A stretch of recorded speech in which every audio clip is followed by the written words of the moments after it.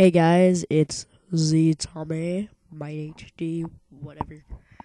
Today I'm gonna be showing you how to do a self-writing effect in Adobe After Effects. I have CS5. I'm sure you can do it in CS5.5. I'm not sure if you can do it in any lower ones. I don't know, like CS4. I don't know. Get Adobe. Project. Okay.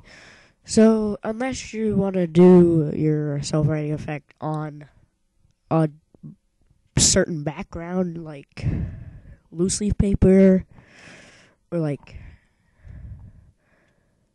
whatever, I don't know. Unless you want to do that, you're gonna just do what I'm doing. So, go to composition, new composition, duration should be at 10, and then, yeah. Okay, so now you're gonna want to go to your text tool, and you're gonna want to write something. Mine's in red, just because, so that you'll be able to see what I'm doing much easier. So, I wrote hey, only because, for the sake of the video, I'm not gonna make it like a big word or whatever. So, this thing here, what we're doing is, it's very easy, it's just time consuming. So first thing you want to do is go to your pen tool, and that's like for masking. So you're going to want to mask these letters here. So you're going to start like down here, and you're going to want to make it as straight as possible, to the center as possible too. If you mess up, just hit Control Z on your keyboard. Right. Oh my god, I fucking failed.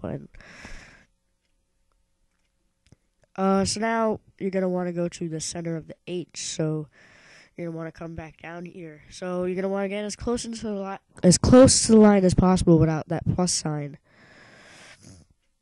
So like right there, I guess. And then you're gonna go over here. Blah blah blah. That means now, just when you go on to the next letter, it doesn't matter. Just go like that. I really don't know what to say here. It's just outlining letters, yeah. And then there should be either minus sign. Just don't get any signs next to it. Minus or plus sign, right? So go like that. Keep going. Blah blah blah blah blah. And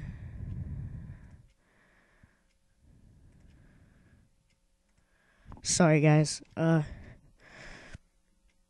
Actually, I think I'm gonna pause the video, and I'm gonna come back when I'm done. So I'll be right back. Okay, so I did my masking. It looks pretty freaking awesome. So you want to get rid of your pen tool, so you're going to hit the arrow key thing. So now what you want to do is you want to go to Effect, Generate, and go to Stroke. So now what it does is it outlines your mask with this like white line, and right now it looks pretty like stupid-tarded. Okay, so like what you want to do is you want to have it selected. You're going to go to brush size up here, make it big enough so that like they're not touching really and stuff. That should be okay. Like it covers the red or your font. So now what you want to do is if there's any edges, you're going to make sure it's on this. You're going to take like, you can only click on the yellow lines, unfortunately. Okay. So now what you want to do is like cover up the red lines as much as possible. Right. That looks really good. That's because I did a good job keyframing and stuff. Keyframing. Wow, I said keyframing. I meant masking.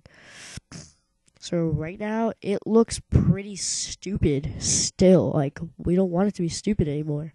Stop being stupid, you stupidness. Okay. So select it again.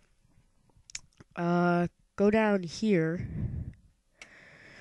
and go to effects, stroke, and you're gonna go where to like it's all these sexy stopwatches here. You're gonna go to the end one, make it 0. It is gone. Oh my gosh. Okay. So then you're gonna hit the sexy stopwatch. Oh yeah. So then you're gonna go to about 5 seconds because the video's 10, and you're gonna make it 100 again. So now what it does is it outlines the writing, but the problem is when it's done, it still looks stupid. It still ends up like that. So what you want to do is go to paint style. It's on original, so you want to go to reveal original image. So now what it's going to do is it's going to go over your mask, revealing like what's behind the stroke line, which is your H, your E, and your Y, or whatever you're writing. And as you can see, it like draws itself. And wow, I did a pretty good job.